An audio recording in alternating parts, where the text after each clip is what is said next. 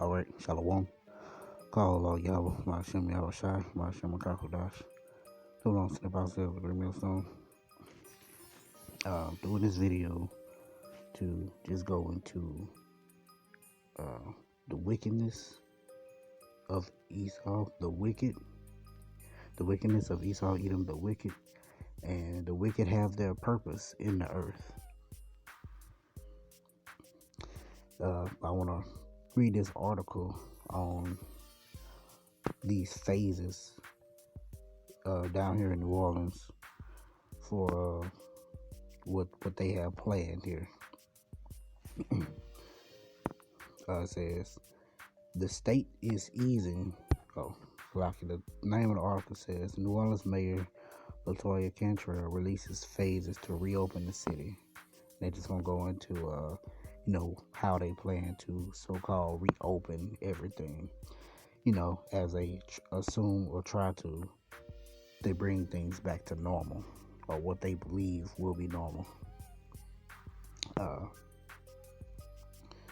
It says the state is easing restrictions as more people head out to businesses this weekend. New Orleans Mayor LaToya Cantrell stressed the stay-at-home order is still in place. The city has outlined its phases for reopening. Orleans Parish has almost 6,500 cases and more than 430 deaths caused by COVID-19 as of Friday, May 1st. Protecting public health and safety will continue to drive the city of New Orleans' response to COVID-19. With sustained low case numbers, ramped up testing, and other key milestones, the city may begin to ease restrictions in phases. The city said in a statement, this will be done gradually, intentionally, and based on data that weighs potential benefits against the threat to our community, especially our most vulnerable residents. Specific public health milestones must be met before the city will begin to ease restrictions and progress from one phase to another. If these criteria are not met, or if there is a spike in cases or deaths, it may be necessary to move back to stricter measures, the city's website said about reopening. So they need to see these highlighted points is what they need to see in order to move through the phases. Decline in cases, sustained trend of low and declining new cases, increased testing capabilities, robust isolation procedures, healthcare capacity, meaning the healthcare system with adequate capacity to treat both COVID-19 and non-COVID-19 patients without requiring surge capacity, including staffing, facilities, PPE, personal protective equipment, and equipment. The stay-at-home order, the city is in this order. Mayor Cantrell's stay-at-home order is in effect through at least May 15th. Residents are mandated to stay at home except for essential needs.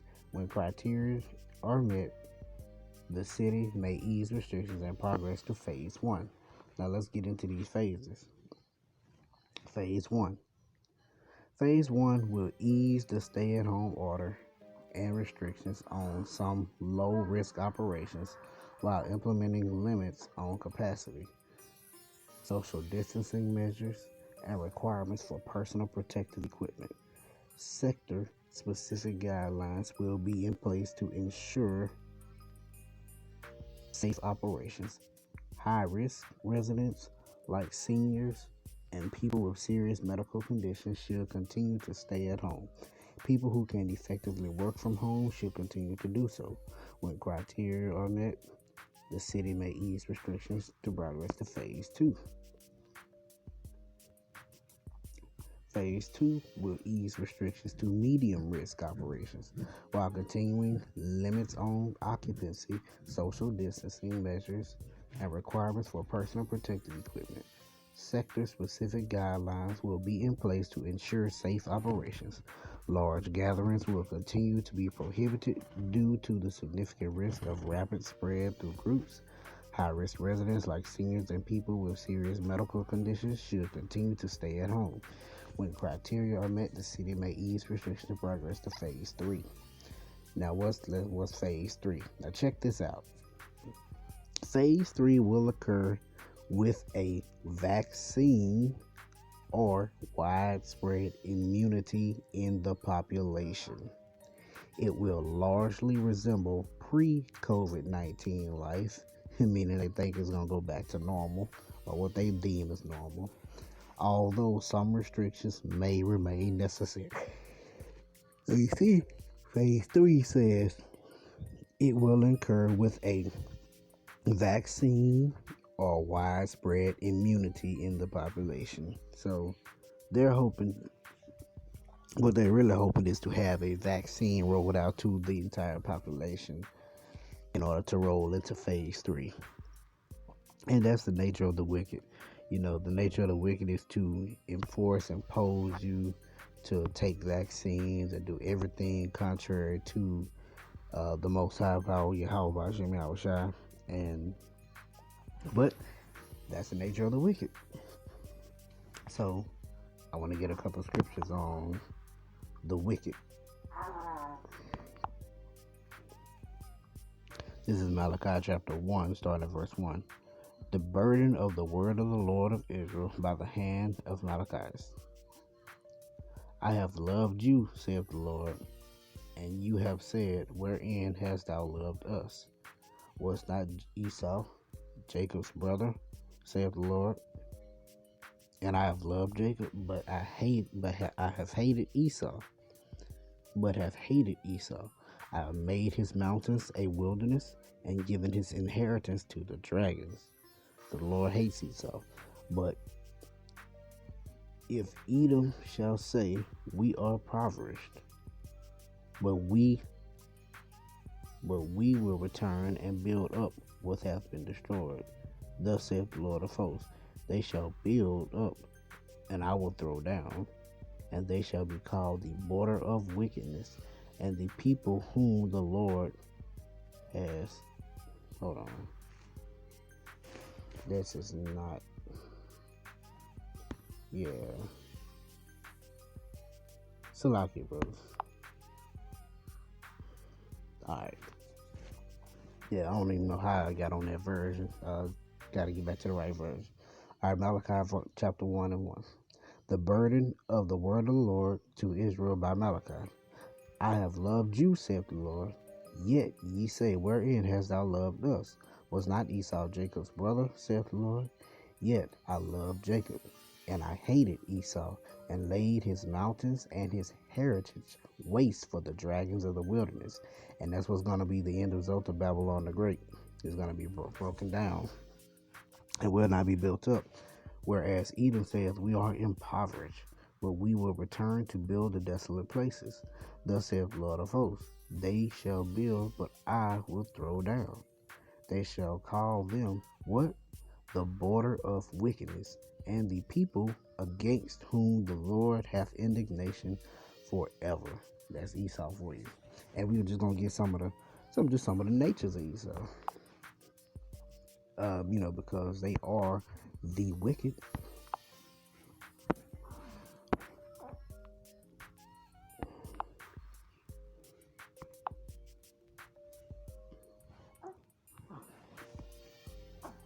This is Psalms chapter 58, verse 3. The wicked are estranged from the womb. They go astray as soon as they be born, speaking lies. And that's the nature of the wicked. They're always lying. That's Esau for you.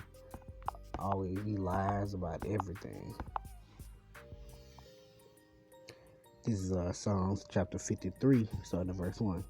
To the chief musician upon Mahalath, as Mashiach, a psalm of David. The fool have said in his heart, there is no God. Corrupt are they, and have done abominably iniquity. there is none that doeth good. That Esau's a fool. They always say there is no God. Uh, Most High looked down from heaven upon the children of men to see if there were any that did understand, that did seek Most High. Every one of them is gone back. They are altogether become filthy. There is none that doeth good. No, not one. There, like I said, there's not a good Edomite. So if you thinking you trying to save Esau, think again, because there's no such thing as a good Edomite, a righteous Edomite. This is Isaiah 48, chapter 48, verse 8. Yea, thou heardest not, yea, thou knewest not, yea, from that time that thine ear was not open, for I knew that thou wouldest deal very treacherously, and was called a transgressor from the womb. What it said earlier, they be born, they are estranged from the womb, and go astray, speaking lies. So as soon as they're born, he was a transgressor.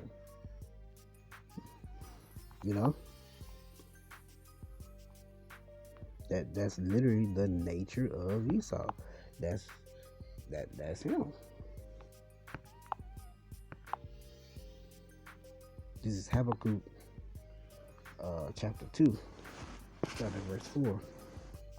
Behold, his soul which is lifted up is not upright in him, but the just shall live by his faith. Esau's soul is not upright, but the just, which will be the elect, shall live by faith. Yea, also because he transgresseth by wine, his doctrine, his philosophies, everything. He is a proud man. Esau is very proud. He don't think he's going to go down. Neither keepeth at home. He's always in all these other countries and nations and people and taking over. And he just can't keep his business, can't stay mind his own business, stay to himself. Who enlargeth his desire as hell and is as death. Everywhere he goes, he brings death. That's all he brings. And cannot be satisfied.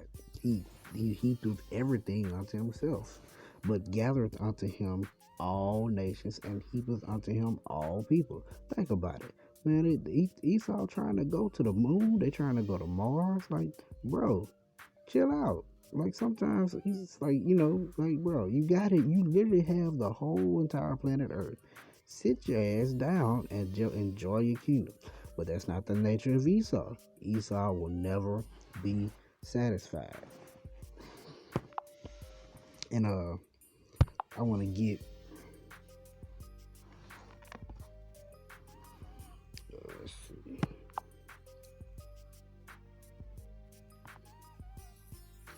It's gonna be second Ezra.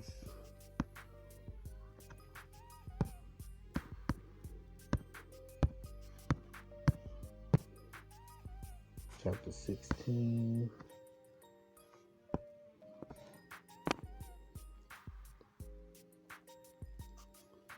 Let's see.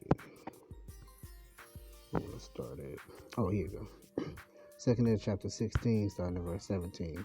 Woe is me, woe is me. This is Ezra saying. After he's seen the vision of all these different things, he wanted, man, Lord, what am I gonna do? Shoot, all this stuff is scary.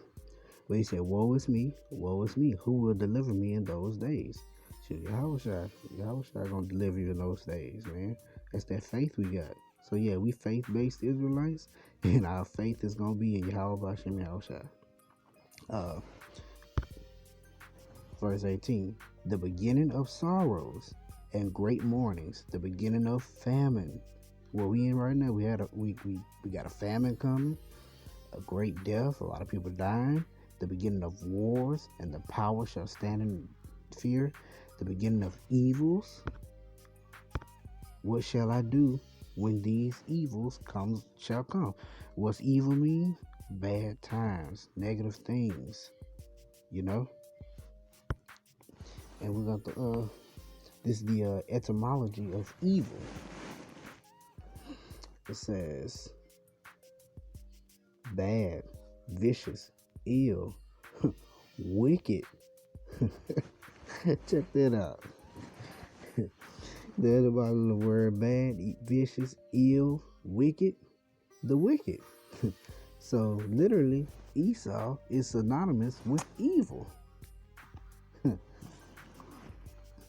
But verse 19, behold, famine, plague, tribulation, anguish are sent as scourges for amendment. All these things are sent on you as punishments to get you to change. What's the word amendment mean? The word amendment means it's a change. So all these different evils and things, the bad times, all this stuff is brought up on you. So the Most High wants you to change, meaning to turn back to Him, change your ways. But for all these things, they shall not turn from their wickedness, nor be always mindful of the scourges. Exactly. Esau will have all these things come upon them, and they still gonna continue to be wicked. Why? Because they were created to be the wicked. They were created for evil. Behold, victuals shall be so good, cheap upon the earth, that they shall think themselves to be in good case. Right now, things are cheap, gas prices are lower, food still pretty affordable. But you're gonna see a slow spike. You're gonna see hyperinflation coming. And even then shall evils, that word again, grow upon the earth. Bad times, sword, famine, and great confusion. For many of them that dwell upon the earth shall perish of famine, lack of bread, food shortages. And the other that escape the hunger shall the sword destroy.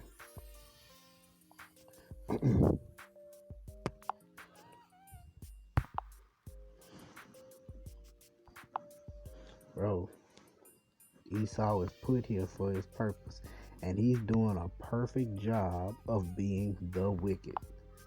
And you trying to save Esau, bro? Our people lost it.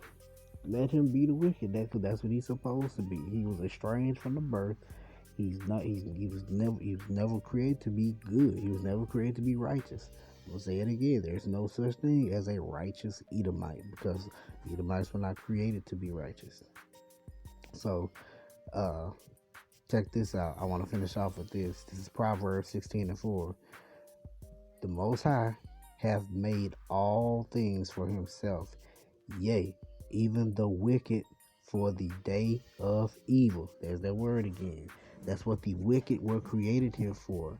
The left hand, that he was created to do the evil bitten in the earth. Just like Jacob, just like Israel, were created to be the righteous seed of the earth. That's that balance that the Most High has. He's all about balance. So, hope you edified with that. Shalom.